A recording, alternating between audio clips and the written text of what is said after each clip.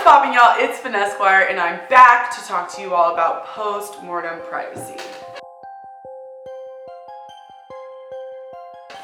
This is such an interesting topic, and I feel like it's been very much so in the forefront of conversation in the news, whether it's actually been said explicitly. The reason that I'm so interested in this topic was mostly because of the number of people that I've seen die on social media. The number of videos that can be shared, just whether it be on Twitter, Instagram, YouTube, CNN, MSNBC, any of the major news sites. It's sickening to me. The desensitization of it is a whole other conversation. But what sparked my interest is how people are actually able to post photos of other people dying. We've seen this most recently with Kobe Bryant's death scene photos. How are those able to be leaked? How are we able to actually see the crash site of someone's death? We saw it with Whitney Houston's bathroom. How are we able to see the photos of the bathroom that someone overdosed in? People discussing Mac Miller's death on The Shade Room, XXL, TMZ, all of these things. Why am I so able to just see people die? Shouldn't privacy rights extend to death? Well, let's find out. In the US, there is actually no federal law that extends privacy post-mortem. Let me repeat that. In the US, there is no single law that extends privacy post-mortem. It is actually explicitly stated that the right of privacy dies with the person, meaning when you die, your right of privacy dies. Ridiculous, right? At the state level, privacy rights vary significantly, meaning there are some states that extend privacy post-mortem, but there are some states that don't. In general, most states do not extend privacy post-mortem. One thing to mention is under the Due Process Clause in the United States, the right to control the dissemination of one's photos after death is usually allotted to the family members, meaning the family members can decide whether those photos are disseminated publicly or they aren't. This is most prominent, I think, with the Emmett Till case. I think that's probably one that people can remember off the top of their head.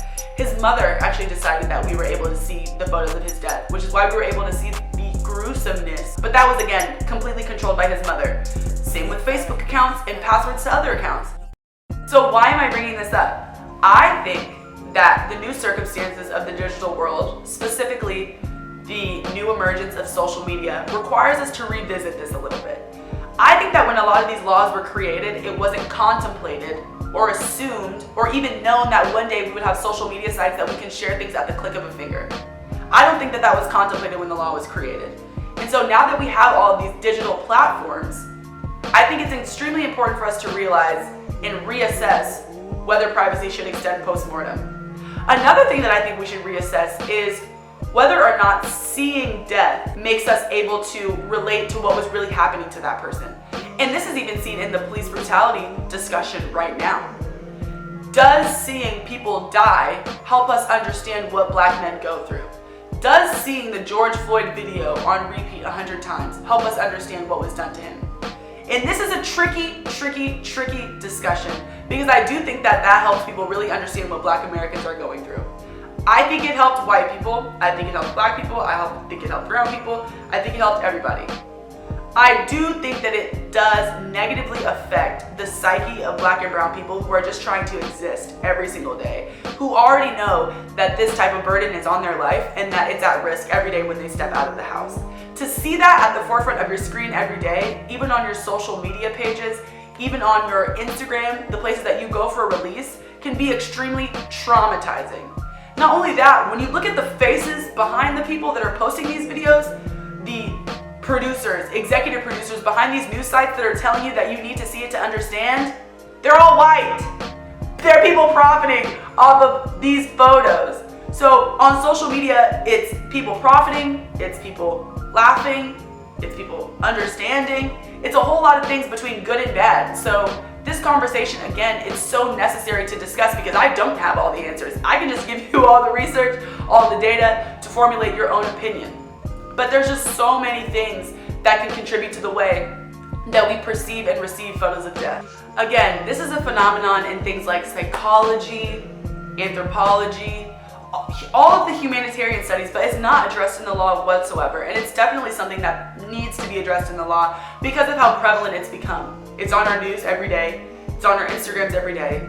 It's on our social medias every day. It's a part of everything that we see. And there's so many discussions surrounding it, whether it's beneficial, whether it's traumatizing, whether it's informative. All of these things have changed since these laws were originally contemplated, since they said that privacy doesn't extend post-mortem. But America, land of the free, home of the brave, does not ever change their laws. So it's just something that we're gonna have to just dive into a bit further. It's just so weird to me that how profitable this is. Just how profitable it is. America, we are so fascinated with the disgusting. We're fascinated with the gore. The number one show in America for the past 20 years is Law & Order Special Victims Unit. Like, what? Handmaid's, even though that's a great show, it seems to start to be repetitive. Handmaid's Tale, which is a show that's literally about rape, was, it won a Grammy after its first year. Again, I'm not knocking these two shows. I'm just saying the types of shows that Americans like. Even violence now in shows. It's way gorier. It's more graphic.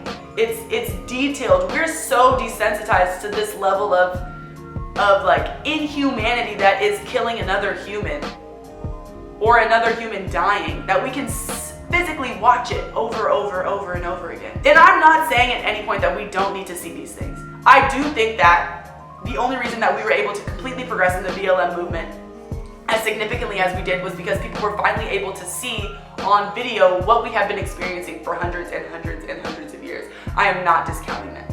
What I am discounting is the number of people behind the scenes that are profiting from it, that are programming it into our brains.